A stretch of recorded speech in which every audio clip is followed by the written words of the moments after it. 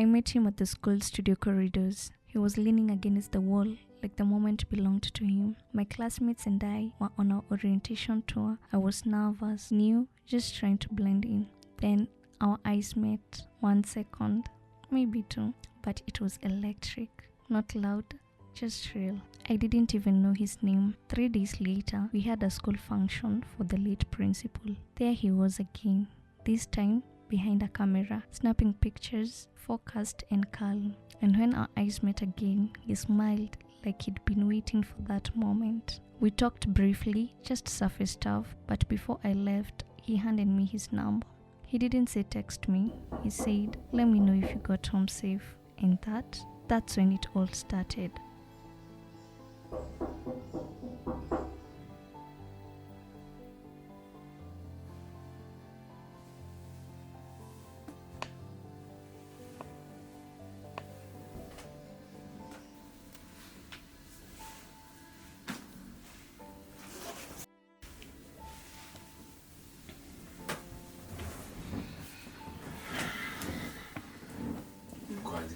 He was working and was in school.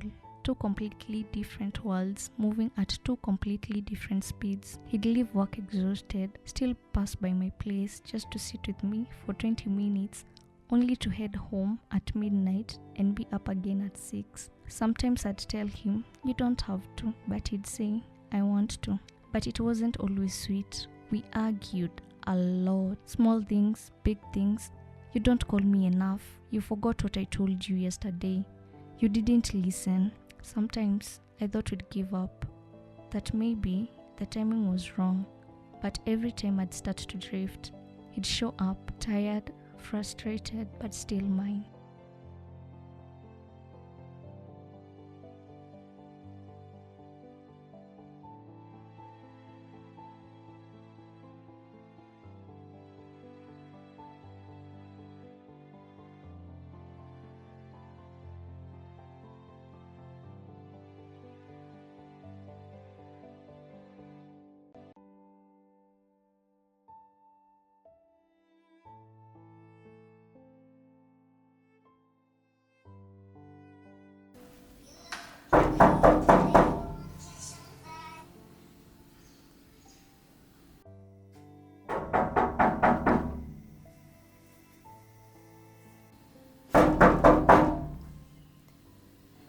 Mia, Last name.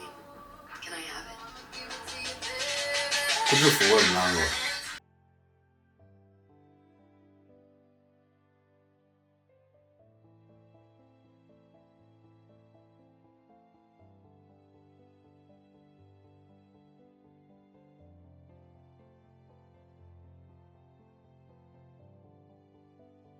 The worst fights aren't the loud ones. They're the quiet ones, the ones where you start to feel invisible. There was a time I thought maybe he didn't see me the same.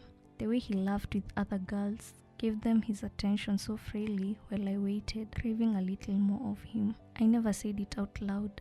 I didn't want to seem insecure, but it hurt.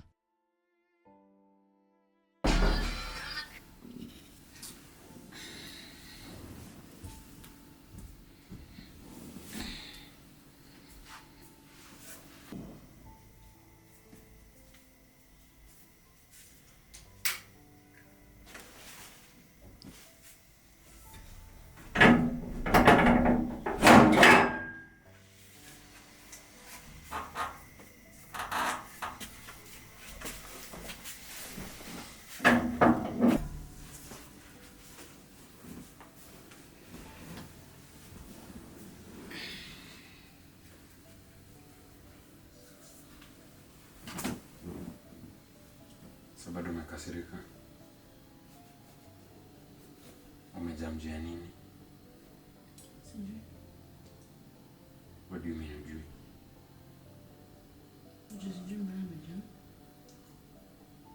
Hatuwezi shinda hivi. Umekasirika juu ya nini?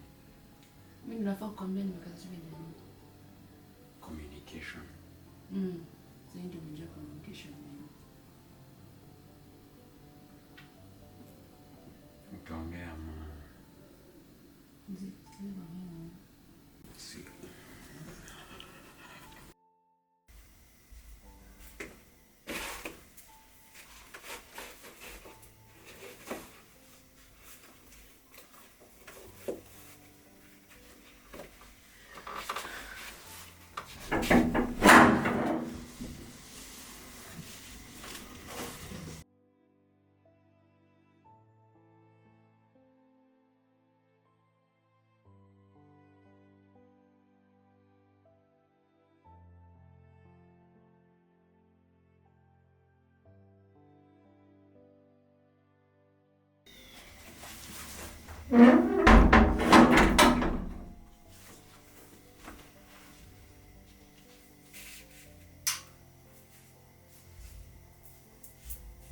Still, he'd show up with snacks, silly stories, tired eyes, apologizing for what he didn't even know he did wrong. And I'd soften because deep down I knew he meant well. We never promised to be perfect. We just promised to try. And somehow that's been enough. Si mtu kusema asante tuletewa kitu. Asante. Sasa useme you're welcome.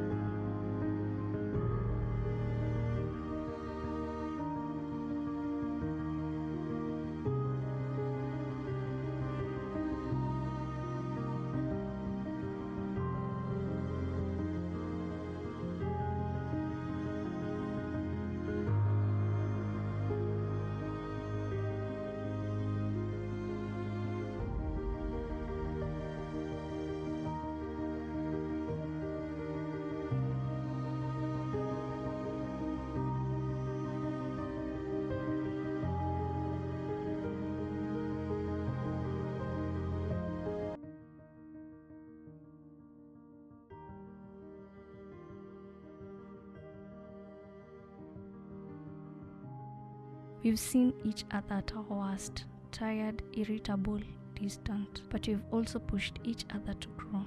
He motivates me, reminds me of my strength. I remind him of softness, of being vulnerable without losing himself. There are days I want to quit, not just the relationship, but everything. And somehow, he always senses it.